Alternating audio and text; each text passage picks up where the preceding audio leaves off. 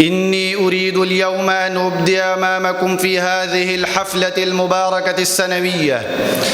أحاسيس والذكريات العطرة حول سيرة النبي العربي صلى الله عليه وسلم، الذي يذكره الشاعر العربي بهذه الألفاظ العطرة: ولد الهدى فالكائنات ضياء، وفم الزمان تبسم وثناء. يا إخواني البررة، إن العرب في القرن السادس المسيحي كانوا في متاهات بعيدة وجهالات عميقة سائدة، وكانت الإنسانية تتيه في بوادي الضلالة والظلامة، إنها تضل ضلالا بعيدا، وكانت الخمر والقمار مباهاة ومفاخرة لها، وكانت البنات عارا عظيما لها، وكانت الحرب والقتال أكبر شغل لها، وكان الرباط الخلقي وأركانه الوتيدة تزلزلت تزلزلا شديدا، وكانت البغضاء والفحشاء عنصرا لها، وكانت الوثنية والصنمية وصلت إلى الدناءة والسخافة.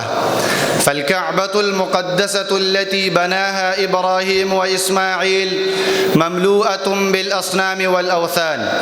بل إنها كانت أكبر مركز للوثنية الدنيسة الرذيلة الخسيسة،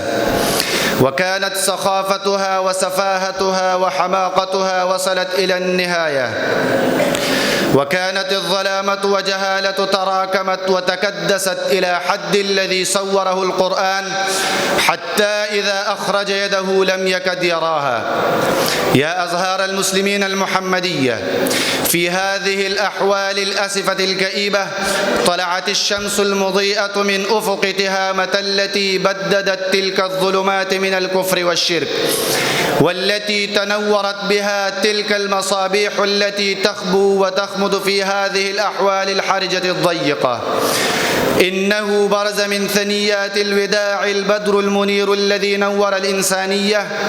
التي تتأرجج سفينتها في الأمواج المتلاطمة من البغي والفساد. طلع البدر علينا من ثنيات الوداع، وجب الشكر علينا ما دعا لله داع. يا زملائي، هذا هو النبي المبعوث الذي غير مجرى التاريخ، هذا هو اليتيم الذي حول الخريطة الجاهلية من البربرية إلى خريطة الهداية والإرشاد، هذا هو النبي المهتدي الذي هدى البشرية الضالة، هذا هو النور الذي أضاء على البرية كلها، هذا هو المبارك أحمد الذي أرسل الرياح الإلهية والنفحات الإنسانية التي أخزرت القواحل الخربة والبقاع المجربة، هذا هو الراعي الأمين الذي رعى الأسرة الإنسانية كأسرة واحدة، هذا هو الراعي الأمين الذي جعل رعاة الإبل رعاة أمناء مخلصين للبشرية، هذا هو الهادي الذي غير أبا بكر، هذا هو الهادي الذي بدل ابن خطاب، هذا هو الهادي الذي حول القذافين الجائرين، هذا هو الهادي الذي أحدث انقلابا عظيما يتحير بها التاريخ الإنساني إلى اليوم،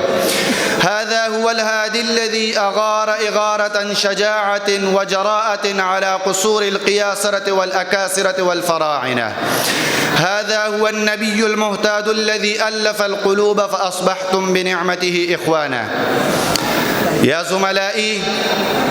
إن الرسول الرحمة قد مضى سبيله وقضى أجله المحتوم، لكن تعاليمه البيضاء وشريعته الغراء وأوامره الوضاء تبقى وتحيا إلى ما دامت السماوات والأرض. فيجب علينا أن نتخذ هذه الأسوة المحمدية في حياتنا كلها، ونكون من المتقين الصالحين الذين لا خوف عليهم ولا هم يحزنون. وآخر دعوانا أن الحمد لله رب العالمين.